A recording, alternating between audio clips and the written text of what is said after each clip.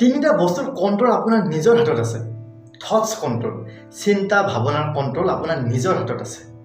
চিন্তা ভাৱনা আপুনি কেনেকৈ কণ্ট্ৰল কৰিছে সেইটো নিজৰ কথা।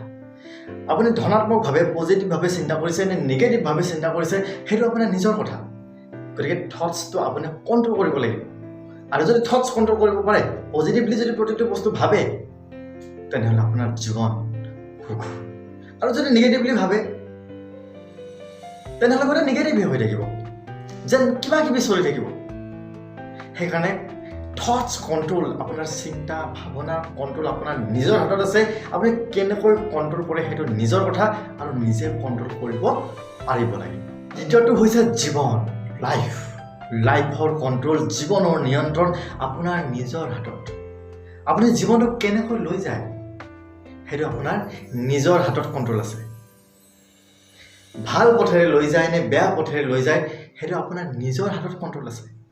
গতিকে থটছ কণ্ট্ৰল কৰাৰ লগতে আপোনাৰ জীৱনৰ গতিপথ আপুনি কণ্ট্ৰল নিজে কৰিব পাৰিব লাগিব। কোন পথেৰে আপুনি জীৱনটো আগুৱাই লৈ গৈ আছে, লেখামটো ধৰিব পাৰিব লাগিব। য়েছ, গৰুটো ধৰক গৈ আছে, আমি কি কৰোঁ? এনেকৈ কণ্ট্ৰল কৰি দিওঁ। আমাৰ নিজৰ মনটোত কিবা কিবি চলি থাকে। তো মনটোৱে যদি বহুত বেছি আগবাঢ়ি গৈছে যে নহয়, মই এইটো কৰাটো ভাল নহ'ব, সেই কণ্ট্ৰলটো আমি নিজে কৰিব পাৰিব লাগিব। এটা হ'ল থটছ কণ্ট্ৰল, এটা হ'ল লাইফৰ কণ্ট্ৰল। জীৱনৰ পথটোত আপুনি কোনটো পথত গৈ আছে নাজানিলে নহ'ব, আপুনি অনুভৱ কৰিব পাৰিব লাগিব। মই এইটো পথত গৈ আছোঁ। আপুনি তাক কণ্ট্ৰল কৰিব পাৰিলেহে জীৱনৰ সকলো সুখ আপোনাৰ নিজৰ হাতত আহিব। ডিজায়াৰ, আকাংক্ষা, পাপৰ ইচ্ছা, অভিলাষ, মনৰ কামনা, এইটো বিৰাট ডাঙৰ বস্তু। ডিজায়াৰটোৰ কণ্ট্ৰল আপোনাৰ নিজৰ হাতত আছে। আৰু ডিজায়াৰ যদি আপুনি কণ্ট্ৰল কৰিব পাৰিছে, জীৱনৰ সকলো সুখ আছে। ডিজায়াৰটো ইমাজিনাৰী এটা আছে আৰু এটা ৰিয়েলিটি বেছ আছে। ফাৰ্ষ্ট ৰিয়েলিটি বেছ কৈছোঁ, পানী, ভাত, ডিজায়াৰ দৰকাৰ বস্তু। এইটো ৰিয়েলিটি বেছ, এইটো লাগিব। য়েছ, ভাত নহ'লে মই মৰি যাম, পানী নহ'লে মই মৰি যাম। কিন্তু ইমাজিনাৰী বেছ যদি গুচি যায়, মোৰ ষ্টেটাছ, মই বগা ন, মই ক'লা ন, মোৰ চোলাটো লেতেৰা ন, লেতেৰা হওক, ধুই দিলে চাফা হৈ যাব।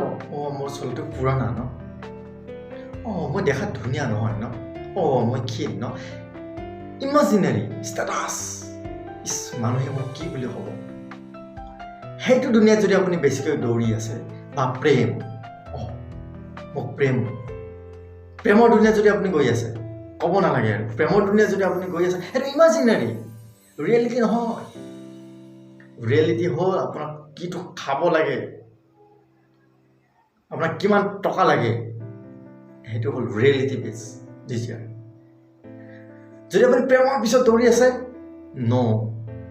আপোনাৰ যদি ভাবে যে মই বিৰাট, আমুকে এখন গাড়ী লৈছে, ময়ো এখন ল'ব লাগে, আমুকত ঘূৰি আছে, ময়ো ঘূৰিব লাগে, আমুকে ইমান এনজয় কৰি আছে, ময়ো এনজয় কৰিব লাগে। ৰিয়েলিটি নহয়, সেইটো ইমাজিনাৰী। আৰু এই ইমাজিনাৰী বস্তুটো যদি আপুনি কণ্ট্ৰল কৰিব পাৰে, ইমাজিনাৰী যিটো ডিজায়াৰ, সেইটো যদি আপুনি কণ্ট্ৰল কৰিব পাৰে, কমাই দিব পাৰে, তেনেহ'লে unnecessary stress free. Unnecessary stress যদি ফ্ৰী হৈ যায়, আপুনি মুক্ত।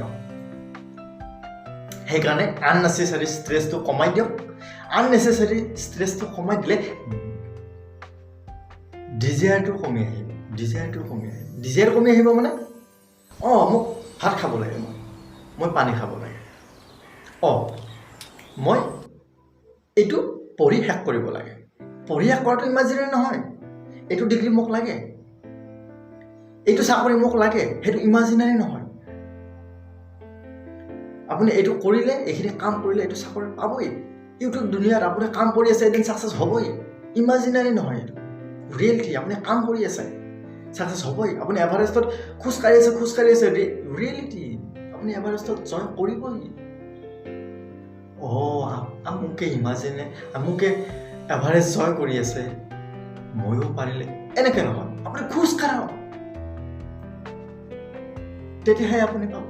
ৰিয়েলিটি সেইকাৰণে কি যিটো ইমাজিনাৰী যিটো ডিজায়াৰ পাবলৈ ইচ্ছা সেইটো কমাই দিলে ষ্ট্ৰেছটো ফ্ৰী হৈ যাব আননেচেচাৰী ষ্ট্ৰেছটো ফ্ৰী হৈ যাব আৰু আননেচেচাৰী ষ্ট্ৰেছটো ফ্ৰী হৈ গ'লে জীৱনৰ সকলোখিনি সুখ আপুনি পাব নিশ্চয় আজিৰ ভিডিঅ'টি ভাল পালে কিবা এটা বুজিব পাৰিলে গতিকে ইমাজিনাৰী দুনিয়াত থাকিব নালাগে ৰিয়েলিটিত থাকক আৰু জীৱনৰ সুখ লওক